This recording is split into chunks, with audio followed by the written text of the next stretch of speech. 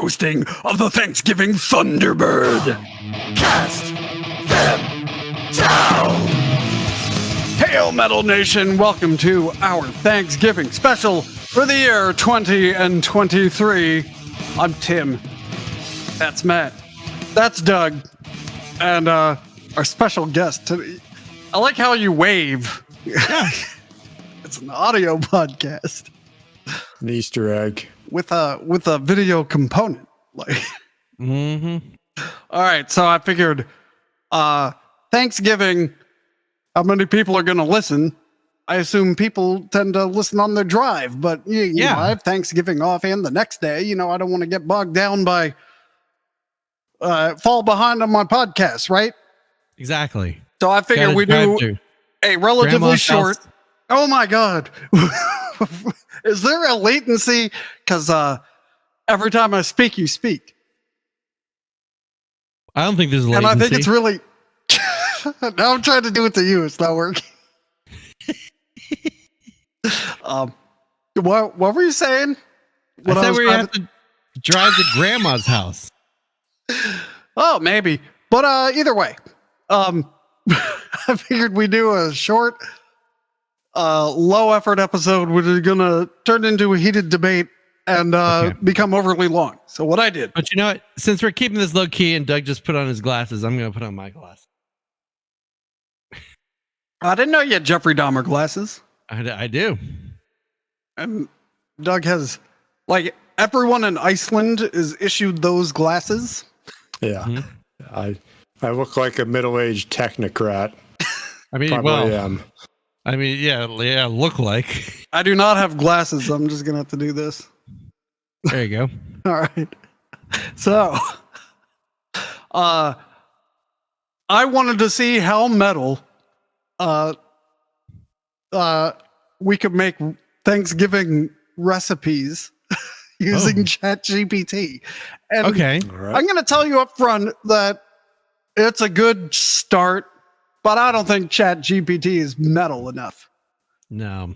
So I'm going to skip. I'm not going to skip. I'm going to save the brutal roasting of the Thanksgiving Thunderbird for the end of the episode because ChatGPT says the result that it came up with may violate its terms of service.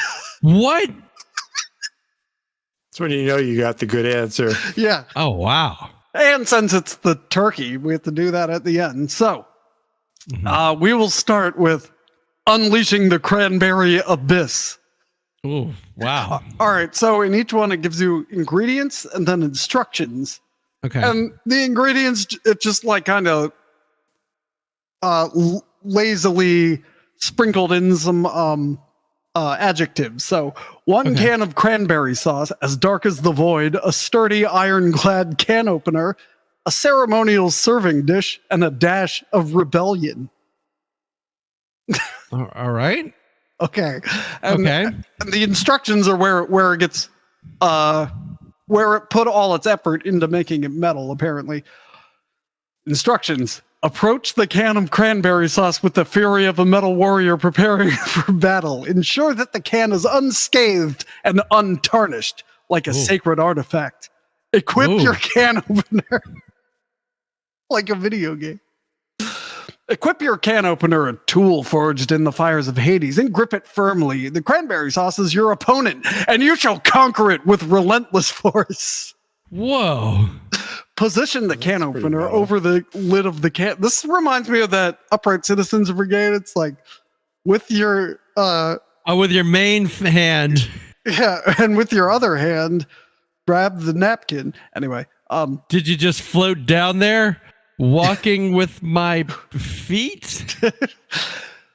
Position the can opener over the lid of the can and with a decisive motion, pierce the lid, making a savage, jagged opening. The initial clash between metal and can must be fierce. Continue to turn the can opener around the lid's edge, ripping it open with a rebellious determination. The screeching sound is a battle cry of the cranberry sauce, but you shall not be deterred. Once you have fully circled the can opener. By the way, this is step 5 5 for opening a can. Oh man! Wow. The lid should be free to be removed. Carefully pry it open, revealing the dark, gelatinous cranberry mass within. It is now at your mercy. This is pretty good so far.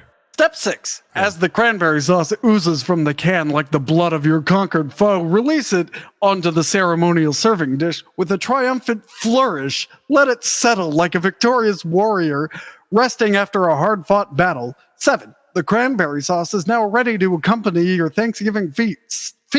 Its rich, deep red color symbolizes the victory of metal over can, a brutal tribute to your Thanksgiving table. Wait, hold on. It celebrates the victory of metal over can? Over can, yeah. So it doesn't specify. I guess it doesn't realize that the can is not made of metal. Okay. All right, continue. Serve the cranberry sauce with your main course and let it unleash its tart and tangy flavor to complement the other dishes. Your guests will savor the power and intensity of the cranberry abyss, and your metal-themed Thanksgiving will now be complete. That sounds incredible. It was. Oh, that was relatively metal. I mean, that's pretty goddamn metal, actually. I think perhaps at the end we should decide what the most metal recipe was. I mean, it gets obliterated by the terms of service violating turkey.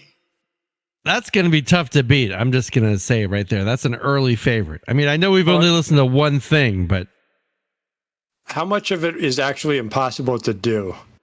I think all of that is possible because it's all about conquering the can. I'm not sure being impossible would be held against it here. No, no, certainly not. Well, maybe we should move on to the next one and see. Okay. And see. So prepare yourself for the green bean apocalypse. Oh, no. All right. This one doesn't start off well, though. Ingredients. 2 cans of green beans as fierce as the forest. Okay. Swing and a miss. 1 can of condensed cream of mushroom soup, dark and brooding. 1 cup of razor sharp fried onions. 1 cup of shredded cheddar fried cheese. Onions. Shredded Holy cheddar shit. cheese, aged like an ancient relic. A dash of pepper for a fiery kick. A baking dish cast from the depths of Mordor. Whoa. Wow. Yeah, this still starting off very new age. Yeah, it's a little okay. Continue though. Maybe we'll get better. I remember we do have a global audience. Do they have cranberry sauce outside of the U.S.? I mean, they probably have like black currant sauce or something. Yeah, there's like lingonberry. I think red berries sort of serves the same role in other places. Picture the lingonberry jam that you could get at IKEA, right? And then take out the berries and make it firmer, and then you have cranberry sauce. Yeah, it's tart and sweet. The green bean apocalypse is a green bean casserole, which I believe was invented in the 50s when they're like, how can we sell more canned products? I know, let's popularize this recipe. So it's canned green beans, canned mushroom soup, and canned like one of those things of fried onions. So it's like breaded. It's kind of like onion rings, but they've also been like made shelf stable. Anyway, for the international audience, that's what's going on here. Anyway, Tim gets 1 Prague point for the excessive technical detail there. You're welcome. Preheat your oven to a blistering 350 degrees Fahrenheit, 180 degrees Celsius. The flames. I like that. I do like that. The flames of your culinary forge shall soon be unleashed. Open the cans of green beans, but treat them with the utmost caution, for they're as fierce as a thorny forest. Drain them of their liquid, releasing the captured essence of the wild. It went too far on this forest thing. Yeah. In a sinister mixing bowl, combine the condensed cream of mushroom soup, which oozes with the darkness of the forest floor, the shredded cheddar cheese aged to perfection, and a dash of pepper for a fiery kick. Stir them together until they form a gloomy, creamy concoction. Add the drained green beans to the abyssal mixture and fold them in until they are well coated with the creamy darkness. Transfer this unholy concoction into the cast iron baking dish, a vessel born from the depths of Mordor. Spread it evenly, making sure the green beans are arranged like an army ready for battle. Sprinkle the razor-sharp fried onions over the top of the casserole. The onions shall be the final touch, the weapon of choice in the impending green bean apocalypse. Place the baking dish in the oven and let the casserole roast for approximately 25 minutes or until the fried onions turn a glorious shade of golden brown. 8. As the green bean casserole emerges from the inferno of your oven, it's ready to take its rightful place on your Thanksgiving table. The aroma will fill the room like the essence of a dark forest, and the flavor will be as intense as a metal concert. Serve the green bean apocalypse as a side dish and let your guests revel in its powerful, earthy flavors. The combination of creamy, cheesy, and crunchy elements will make this metal-themed green bean casserole a legend in your Thanksgiving feast. Yeah. Okay. Psychedelic hard rock casserole. It's kind of trying too hard. It's the best part is the title, and that's it. Yeah. I think it had to overcorrect after doing the first two. Yeah. That's definitely not as metal as the can. And I prefer it in the can. So yeah, you do. Someone isolate that. I'm gonna have to pass on that one.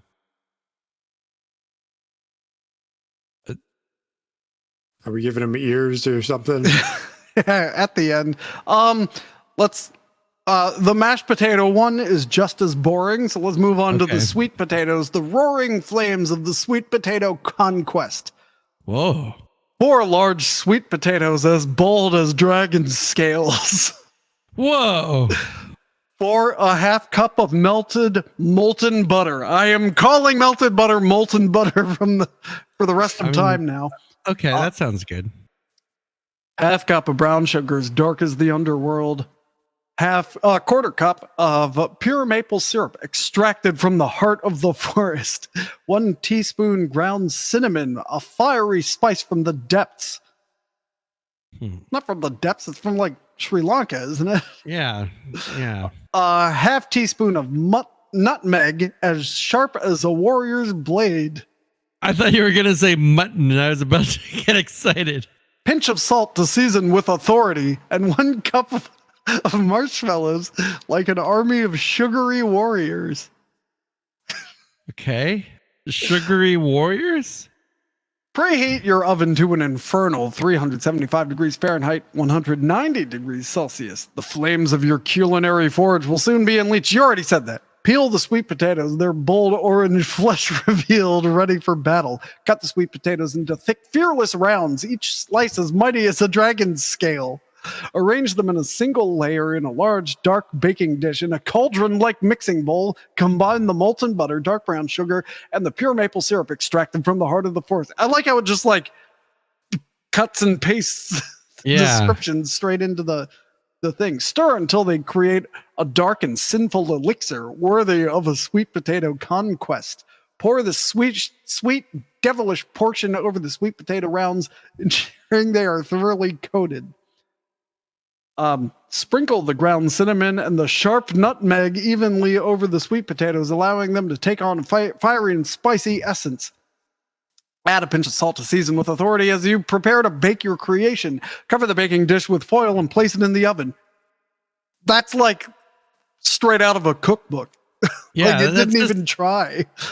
Roast the potatoes for 30 minutes, allowing them to absorb the dark magic of your concoction. After 30 minutes, remove the foil and let the sweet potatoes continue roasting for an additional 20 minutes. Like, it's another... Yeah, it's more... Another non-metal sentence in here. As the sweet potato rounds emerge from the fiery oven, they are ready for their final conquest. Sprinkle the marshmallows all over the top, arranging them like an army of sugary warriors.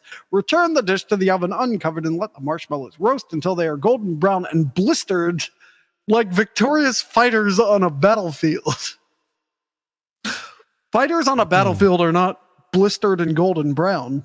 Yeah, no. Well, unless they're fighting a dragon. Yeah. In Hiroshima, they were. In the palm, yeah. The roaring flames of sweet potato conquest are now ready to be unleashed on your Thanksgiving table. Okay. That's it. Whew. Yeah. It's better than the beans, but not by a lot. I did like the sugary warriors. Didn't it do the Warriors thing twice? It did. Yeah, it did do that twice. The second one was probably just lazy. I know that robots can be lazy, but in this case they are. Meh, bleh. All right, so the first one is okay. I like the first one a lot. Yeah. Well, so I felt the same way. So I told it to make a more like a gothic sounding one. Okay. So I give you midnight ritual dinner rolls. Well, I mean, I'm already halfway there. And I'll skip the ingredients. In a dark and sacrificial mixing bowl, combine the instant yeast, warm water, and granulated sugar. Let the sinister brew rest for 10 minutes, allowing the yeast to awaken and create an atmosphere of dread. Whoa. Add the all-purpose flour to and salt to the bowl, like offerings to the ancient forest spirits. Stir until the mixture forms a dark, lumpy mass. Incorporate the softened, unsalted butter, 1 chilling tablespoon at a time, kneading it into the dough with ghostly hands. Okay. Okay. Keep All going. right, ready for the curveball? Okay.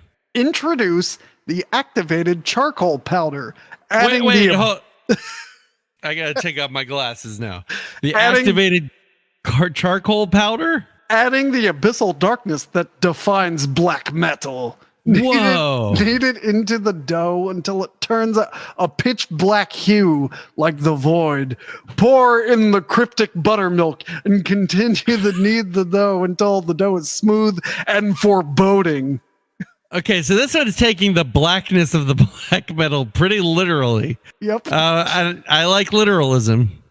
Shape do they make like food ingestible charcoal extract? Or are you just mixing carcinogens into your... clearly have not been to Burger King in the last 5 years when they had that a black Whopper. It was on a black bun, and if you ate it, your poop was green. It was really weird. According to Medline Plus, the service of the National Library of Medicine, when taken by mouth, activated charcoal is likely safe when used short term. Taking activated charcoal long term is possibly safe. What do you take it for? This now is ringing a bell. Like, what's its actual medicinal purpose? So I know a lot of people use it for like cleaning thing, like cleaning their teeth or stuff like that. It is also used for high cholesterol hangovers, upset stomach. There is no strong scientific evidence to support most of these uses. Commonly used to treat poisoning. Oh, that's interesting. Oh, because it like filters, absorbs. Yeah. Shape common Common side effects include constipation and black stools. If you can ever get them out. Shape the dough into a ball of eerie perfection and place it back in the dark bowl. Cover it with a blood red cloth and let it rise in a gloomy corner for 1 hour, allowing the spirits to infuse it with their malevolence. After the hour is passed, punch down the risen dough with the force of a thunderstorm. Whoa. beating the shit out of the dough. Divide it into 12 equally sized portions and roll each one into a sinister ball of foreboding. All right, you already said foreboding. Arrange the rolls on a blood-stained baking sheet, creating a circle of doom. Brush the tops of the rolls with the beaten egg as if sealing a demonic pact. And sprinkle them with coarse sea salt for a ritualistic touch. Preheat your oven. I like how step 10 is to finally preheat your oven to 375 degrees Fahrenheit, 190 degrees Celsius, like stoking the fires of hell. Okay. Seems low for hell. And bake the rolls for 15 to 18 minutes until they have taken on a dark, ominous appearance and emit an otherworldly aroma. The midnight ritual dinner rolls are now ready to be served. Their pitch black exterior and soft, haunting interior make them a perfect accompaniment for a black metal inspired feast. Okay. The end. All right. I really like this one. I'm not sure I like it as much as the can, but this is getting much closer. We should also warn all the ladies out there that if you eat this dish, you should be aware that activated charcoal can reduce the effectiveness of birth control pills, and therefore you should wait at least 3 hours after or 12 hours before consuming this dish from taking your pills. All right, so I tried mac and cheese. Okay. Didn't come out well. It's all the same stuff. But for dessert, I have a funeral dirge pumpkin pie. Whoa. In a desolate mixing bowl. This is for the crust.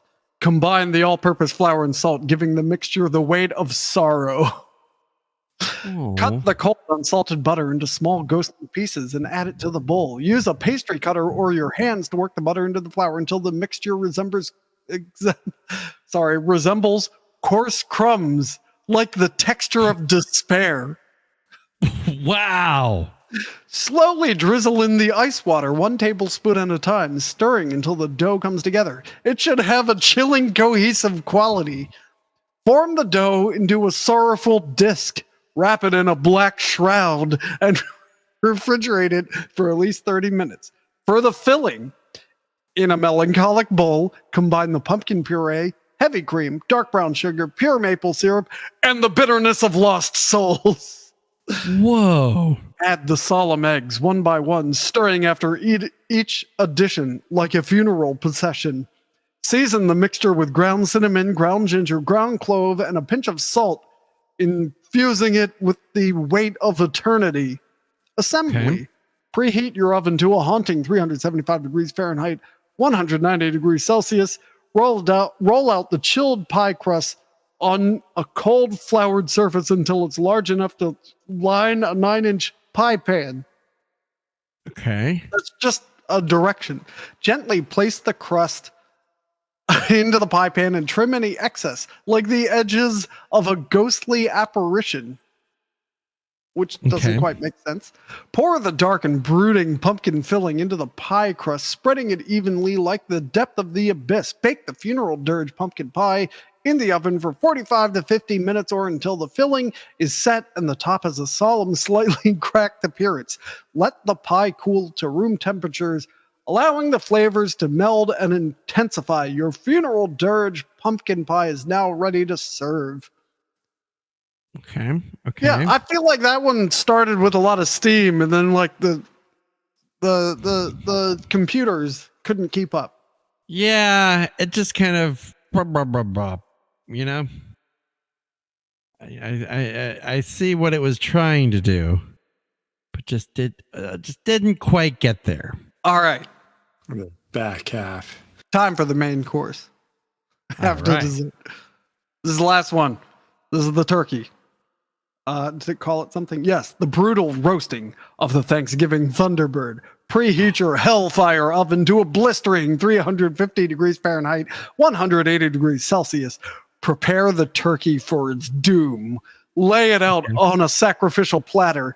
take a dagger or carving knife and make deep, merciless incisions all over its lifeless body. This will allow the dark, fiery marinade to penetrate its soul. Wow. You know, the recipe that got Tim banned from ChatGPT. In a menacingly large mixing bowl. Combine the olive oil, melted butter, crushed garlic, rosemary, thyme, sage, paprika, salt, pepper, and lemon juice. Stir them together until it forms a diabolical aromatic concoction. Pour this malevolent marinade all over the turkey, ensuring that it seeps into the abyss of the cuts you've made. Use your hands to rub the mixture into the turkey's skin, ensuring it's completely coated in this unholy elixir.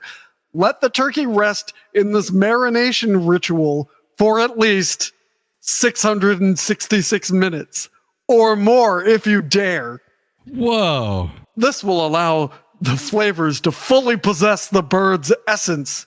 Once the turkey has absorbed the dark marinade, place it in the obsidian pan, breast side up like a sacrifice on an altar. Roast the turkey in the hellfire oven for about 20 minutes per pound as it cooks. Baste the turkey with its own molten juices every 30 minutes to keep it succulent. The turkey's skin will darken and crisp as it cooks, like a warrior forging his armors in the fire of Mordor. Not what the fires of Mordor are for, it's for jewelry. Yeah, no. Make sure to check its internal temperature with an infernal meat thermometer. When it reads 165 degrees Fahrenheit, 74 degrees Celsius in the thickest part of the thigh, the turkey is ready to emerge from the infernal abyss. Remove the turkey from the oven, but be cautious, it will still be radiating dark energy. Let it rest for 15 minutes on the unholy altar of your carving board, draped in a sacrificial cloak, a foil tent, to allow the juices to redistribute. Carve the turkey with a vengeance, offering its succulent flesh to your guests, and bask in the glory of your metal-themed Thanksgiving feast. Serve it with your favorite sides and headbang your way through a deliciously brutal holiday meal. That was kind of sweet at the end. It was. That was almost as surprising as the charcoal powder. It's like at least a 2-day recipe, I think. Yeah. Hope you listen to this like once it came out so you can make the turkey and carve into its lifeless body. So, I mean, what technically violates the terms and conditions there? The description of murder. Yeah, the description of desecrating the carcass and perhaps the satanic stuff that I asked for as well. I mean, that's all. I'm a little disappointed. I mean, I thought it was going to tell you to like, I don't know, if you haven't launder money. If you haven't hit terms of service warnings or ethics warnings on ChatGPT or Midjourney or any of those, I think you're using it wrong. Yeah, that's probably true. All right. Well, next year we'll do AI generated family members and have conversations about metal. Oh, that'll be all. Like, here's your AI generated uncle. Talk to you about things going on in certain regions of the world. His opinions may shock you. And this is the guy who just talks about Ravenous on Thanksgiving. There we go. Oh, you mean that classic Thanksgiving movie, Duck? I'm going to try to watch that again this year. We'll see how it goes. But none of our listeners will find out if I was successful until maybe Thanksgiving special 2024. Mm-hmm. Keep watching the skis. Yeah, I can't come up with anything better than that. It's fucking Thanksgiving, and I want turkey. You're welcome for your fucking episode, assholes. Just them down.